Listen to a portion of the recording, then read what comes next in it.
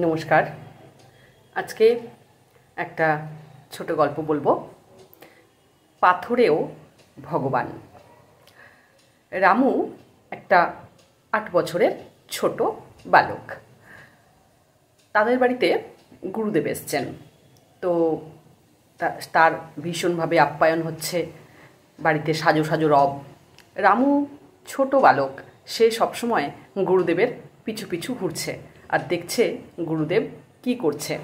দেখছে গুরুদেব শালগ্রাম শিলা নারায়ণ নিয়ে এসেছেন, তার খুব সেবা হচ্ছে আর খুব ভালো করে দেখছে রামু। তাকে কখনো গঙ্গা জল দিয়ে চান করাচ্ছে, কখনো দুধ দিয়ে চান করাচ্ছে, কখনো ঘি দেওয়া হচ্ছে, কখনো পঞ্চামৃত দিয়ে চান করানো হচ্ছে, মোছানো হচ্ছে, তাকে তিলক কাটানো হচ্ছে, তাকে মালা দেওয়া হচ্ছে, ফুল দেওয়া হচ্ছে। এই সব খুব ভালো করে লক্ষ্য করছে রামু। দেখে দেখে তার ভালো লেগে গেল এই পুজো। যখন 10-12 দিন হয়ে যাওয়ার পরে এবার গুরুদেব চলে যাবেন, তখন রামু হঠাৎ বায়না ধরল যে আপনি চলে যাচ্ছেন ঠিক আছে, কিন্তু আপনার এই ভগবান নারায়ণ, তাকে আমাকে দিয়ে যান, আমি সেবা করব। গুরুদেব পড়ল মহা বিপদে। উমা, এই ছোট ছেলেটি কি বলছে? কিন্তু এড়াতে পারছেন না, সবার সামনে বকতেও পারছেন না। কিন্তু রামু কিছুতেই ছাড়বে না, সে গুরুদেবকে যেতে দেবে, কিন্তু তার ওই শালগ্রাম শিলা নারায়ণটি রামুকে দিয়ে যেতে হবে। গুরুদেব মহা ফাঁপড়ে পড়লেন। তিনি আরও একদিন থেকে গেলেন, সকলকে বলে যে না, আমি আর একদিন থেকে যাই, তাকে একটু বোঝাতে হবে, রামুকে বোঝাতে হবে যে এটা তার কাজ নয় এখন। রামু কিছুতেই বুঝবে না। পরের দিন সারা রাত ধরে শুয়ে শুয়ে গুরুদেব চিন্তা করলেন যে কী করা যায়, কি করে এই ছোট বালকটিকে সন্তুষ্টও করা যায় এবং আমি এখান থেকে যেতেও পারি। আর আমার ভগবানকে আমি কি করে দিয়ে যাব, তাকে তো আমাকে নিয়ে যেতে হবে। তখন সারা রাত চিন্তা করে তিনি একটি পথ বার করলেন। তিনি খুব ভোরে উঠে একটা চকচকে বেশ সুন্দর একটা পাথর জোগাড় করলেন, সেটাকে ঘষে মেজে বেশ পরিষ্কার করে নিলেন। করে নিয়ে একটা সুন্দর সিংহাসন, তার যেটা ছিল সেই ঠাকুরের সিংহাসনে, সেই এখন যে পাথরটিকে তিনি নিয়ে এসেছেন একটু বড় সাইজের, সেটাকে ঘষে মেজে পরিষ্কার করে নিয়ে সেটাকে সাজিয়ে গুছিয়ে ওই সিংহাসনের উপরে রাখলেন। আর নিজের যে শালগ্রাম শিলা নারায়ণ ছিলেন তাকে একটা নিচু সিংহাসনে রাখলেন। রেখে তিনি পূজা অর্চনা করছেন। এমন সময় রামু আবার যথারীতি হেসে হাজির। তখন গুরুদেব বলল, এই যে রামু, ব্যবস্থা হয়ে গেছে, এই দেখো তুমি কোন ভগবানকে নেবে? সিংহাসনে বসে আছে এই বড় পাথর ভগবানকে, না এই যে আমার যেটা ছিল আগে থেকেই এই ছোট পাথরটি নেবে, ভগবানটি নেবে? রামু স্বাভাবিকভাবেই ছোট বালক, তাই সে বলল, ওই উঁচু সিংহাসনে বসে আছে যে বড় নারায়ণ, আমি তাকেই নেব। গুরুদেব মনে মনে খুশি হলো যে যাক বাবা, আমার নারায়ণ তো বেঁচে গেল, এই পাথরটা আমি কোনো রকমভাবে রামুকে গুছিয়ে দিয়ে এবার আমি কাল চলে যেতে পারবো এখান থেকে। রামু ভীষণ খুশি, গুরুদেব তাকে ভগবান দিয়ে দিয়েছেন, খুব খুশিতে আনন্দে রয়েছে। যথারীতি পরের দিন গুরুদেব বাড়ি থেকে চলে গেলেন। এইবার শুরু হলো রামুর সেই পাথররূপী নারায়ণকে পুজো করার পালা। সে গুরুদেবকে যেমন যেমন দেখেছে, গঙ্গা জল দিয়ে, দুধ দিয়ে, ঘি দিয়ে চান করাতে, পঞ্চামৃত দিয়ে তাকে চান করাচ্ছে, তার গা মুছাচ্ছে, তাকে তিলক কাটছে, তাকে মালা দিচ্ছে, ফুল দিচ্ছে। এইভাবে সে পুজোতে যেন মত্ত রয়েছে, আনন্দেও রয়েছে, তার খুব ভালোও লাগছে। আর এই পাথরের সঙ্গে সে ভগবান ভেবে তার সঙ্গে গল্পও করছে। এরকম করে বেশ কিছুদিন কেটে গেল। এরপরে গুরুদেব আর এক ভক্তের বাড়িতে এসেছেন, সেখানে রামুর মা রামুকেও নিয়ে গেল। যথারীতি যেরকম হয়, গুরুদেব আসলে সেখানে যেতে হয় দেখা করতে গুরুদেবের সঙ্গে। রামুর মা তাই করল। সেখানে গুরুদেবের সঙ্গে রামুর সঙ্গে দেখা। গুরুদেব রামুকে বলল, কি কেমন চলছে তোমার ভগবান সেবা? রামু খুশি খুশি মনে যা যা করে সব উত্তর দিল। তখন গুরুদেব বললেন, বাহ, খুব ভালো হচ্ছে, তা তুমি ভোগ দিচ্ছ না ভগবানকে? তখন রামু বলল, ভোগ কই না তো, তা তো আমি খেয়াল করিনি যে আপনি ভোগ দিতেন। তখন গুরুদেব বলল, ও মা, তোমার যেমন খিদে পায় ভগবানেরও তো তেমন খিদে পায় নাকি, তো তুমি তাকে খেতে দেবে না? রামু বলল, আমার ভুল হয়ে গেছে, ঠিক আছে, আমি বাড়ি ফিরেই মাকে বলবো রান্না করে দিতে এবং ভোগ দেওয়া হবে। যথারীতি গুরুদেবের কথায় খুশি হয়ে আবার রামু বাড়ি চলে এসেছে। এইবার কিন্তু সে মায়ের কাছে বায়না শুরু করলো পরের দিন থেকেই, মা রান্না করে দাও। মা যথারীতি তার আবদারের জন্য রুটি, তরকারি, একটু পায়েস, একটু সুজি, একটু চাটনি এইসব রান্না করে দিল। রামু বলেছে, আজকে আমি আগে ভগবানকে খাওয়াবো, তারপরে আমি খাবো বলে সে থালায় সুন্দর করে সাজিয়ে সেই খাবারটা নিয়ে গেল ভগবানের কাছে। নিয়ে গিয়ে সে ভগবানের সামনে সেটা দিয়ে দিল, দিয়ে বলল, ভগবান, আজকে আমি তোমাকে ভোগ দিলাম, খাবার দিলাম, তুমি খাও, খাবে কিন্তু।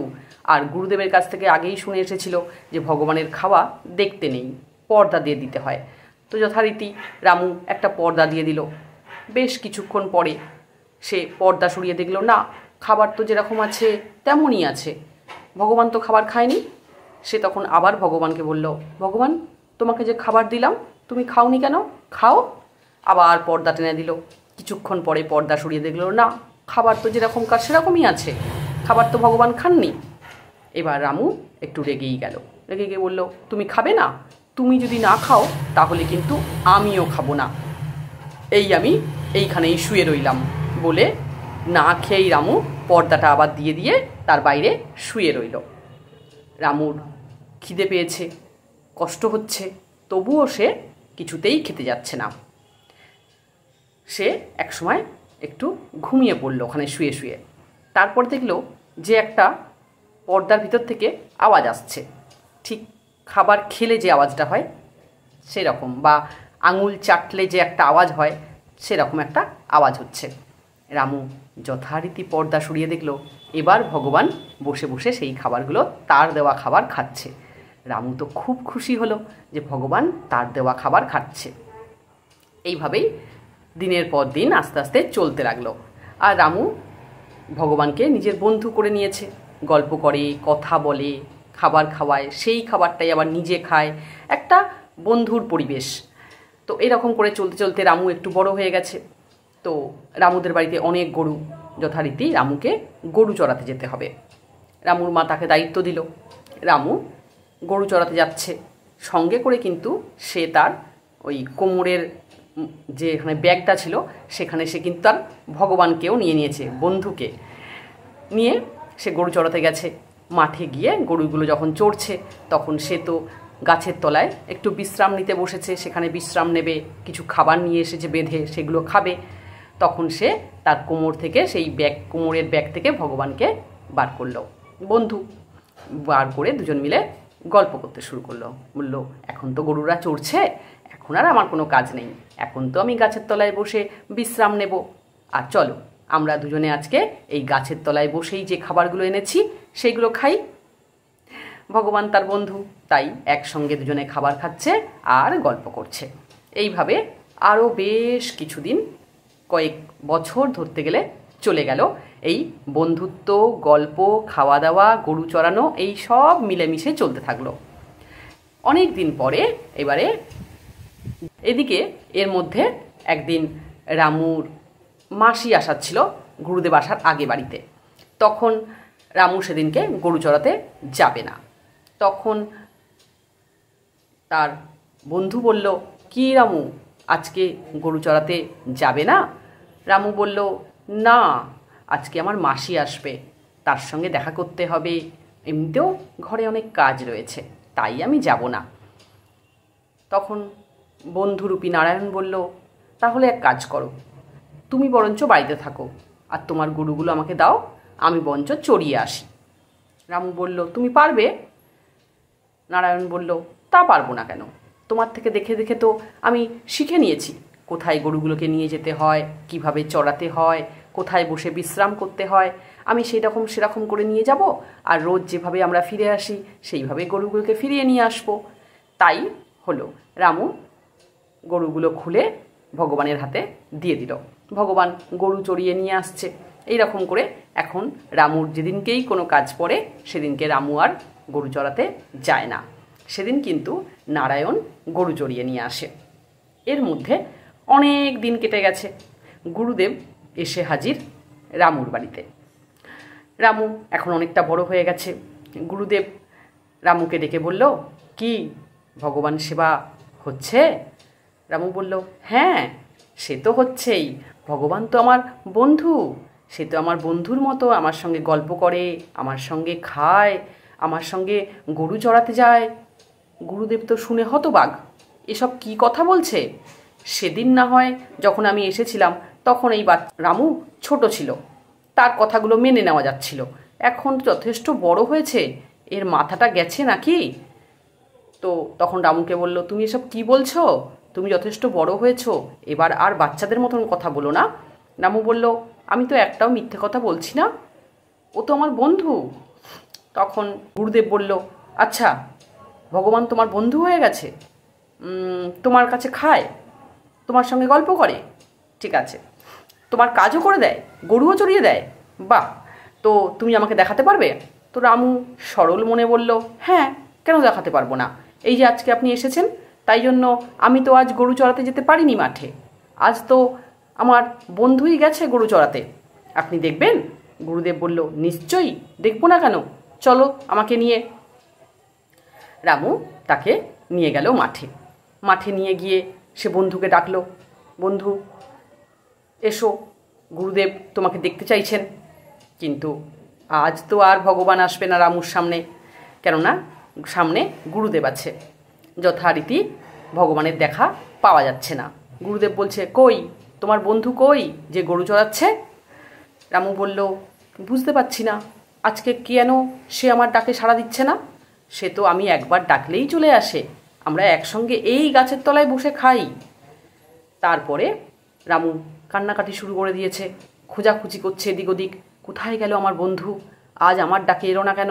যখন সে অনেক কান্নাকাটি করে হাঁপিয়ে গিয়ে গাছের তলায় বসে রয়েছে, তখন ভগবানের যেন আকাশবাণী হলো। বলল, রামু, আমি তোমার বন্ধু, তোমার ডাকে আমি সাড়া দিই, তোমার কাছে আসি, কিন্তু আজ যে তুমি একা আসোনি, আজ তুমি তোমার গুরুদেবকে নিয়ে এসেছো, ওনার সামনে তো আমি আসতে পারবো না। তখন রামু আরও কাঁদতে শুরু করলো, বলল, সে কি কথা, আমি তো গুরুদেবকে নিয়ে এসেছি তোমার সঙ্গে দেখা করাবো বলে। তখন ভগবান বললেন, তুমি সরল মনে আমাকে ডেকেছ, তাই পেয়েছ। গুরুদেবের মন তো অতটা সরল নয়, তাই তো আমি তার কাছে আসতে পারবো না, আমি সবার কাছে আসি না। রামু বলল, তোমাকে যে আজ আসতেই হবে, এই গুরুদেবই তোমাকে আমাকে দিয়েছিল, আমি বায়না করেছিলাম, তোমার কাছে আমি তোমাকে পেয়েছি এই গুরুদেবের জন্যই, উনিই আমাকে দিয়েছিলেন উপহার স্বরূপ। আজকে উনি তোমার সঙ্গে দেখা করতে এসেছে, আর তুমি আসবে না? আমার বিশ্বাসে এতখানি আঘাত হবে, আমি মিথ্যাবাদী হয়ে যাব গুরুদেবের কাছে। তখন ভগবান প্রকট হলেন। সেই প্রকট হয়ে তিনি গুরুদেবের সামনে এলেন রামুর কথা রাখার জন্য, রামুর মান বাঁচানোর জন্য, দেখানোর জন্য যে রামু সত্যবাদী, রামু মিথ্যে কথা বলেনি, রামুর বন্ধু নারায়ণ। তখন দেখা দেওয়ার পরে যখন গুরুদেবকে ভালো করে পরিচয় করিয়ে দিল, তখন গুরুদেব হতবাক হয়ে গেল। গুরুদেব তখন হাউ হাউ করে কাঁদছেন আর ভগবানের পায়ে পড়ে গেছেন। তারপরে ভগবানের সঙ্গে কথা বলার পরে ভগবান যখন সেখান থেকে চলে গেলেন, অদৃশ্য হয়ে গেলেন, তখন গুরুদেব রামুকে জড়িয়ে ধরল, বলল, রামু, তুমি পেরেছ, তোমার সরল মন, সরল বিশ্বাসে তুমি পেরেছ, যা এত দিনের তপস্যাতেও আমি পারিনি। আমার এই শালগ্রাম শিলানারায়ণ সত্য, আমি একে পুজো করেছি, কিন্তু এত সরল মনেও করিনি যে এর মধ্যে পাথরেও ভগবানের প্রতিষ্ঠা করতে পারি। আর তোমাকে আমি একটা পাথর দিয়ে গেছিলাম, ভগবান নয়। তুমি তোমার ভক্তি দিয়ে, সরলতা দিয়ে ভালোবাসা দিয়ে এই পাথরের মধ্যেও তুমি ভগবানকে প্রতিষ্ঠা করে ফেলেছ। তাই তোমার থেকে বড় ভক্ত আর কেউ নেই। আজ থেকে আমি তোমার মতোই করে ভগবানকে ভালোবাসবো। আমি সত্যিকারের নারায়ণ শিলা পেয়েও, এত সেবা করেও ভগবানের দেখা পাইনি, আর তুমি এত সহজে পাথরের মধ্যে ভগবানকে প্রতিষ্ঠা করে দিয়েছ, তার বন্ধু হয়েছ, তাকে নিজের হাতে খাইয়েছ, তার হাতে নিজে খেয়েছ। তোমার মতন ভক্ত আর হবে না। শুনলেন তো গল্পটি? সত্যিই কিন্তু বিশ্বাসে মিলায় বস্তু, তর্কে বহু দূর। রামুর বিশ্বাস ছিল, সেই বিশ্বাসের জোরেই সে কিন্তু পাথরে ভগবানের প্রতিষ্ঠা করেছিল। নমস্কার।